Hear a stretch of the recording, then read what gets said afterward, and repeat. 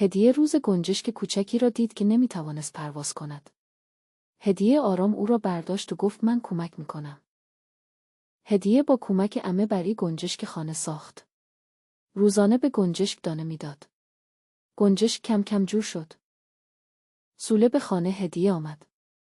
گنجشک را دید خوشحال شد و هر دو از او مراقبت کرد. هدیه و سوله دوستان صمیمی شدند. هدیه و سوله در باغچه خانه گلچین گلهای سرخ زرد و سفید را در خاک گذاشتند و هر روز به آنها آب دادند.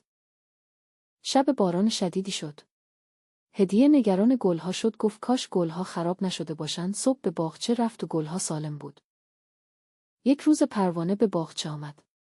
هدیه با خوشحالی دنبالش دوید و روی دست او نشست و بعد پرواز کرد.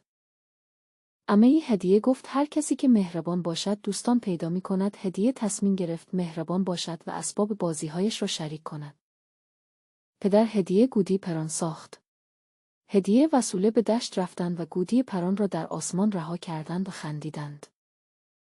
هدیه و پدرش به دشت رفتن گوتی پران بازی کردن پدرش گلها را از زمین بیرون کرد و به هدیه داد. هدیه دید گنجشک در خانه نیست. ناگهان روی درخت صدایی شنید. گنجشک می توانست پرواز کند.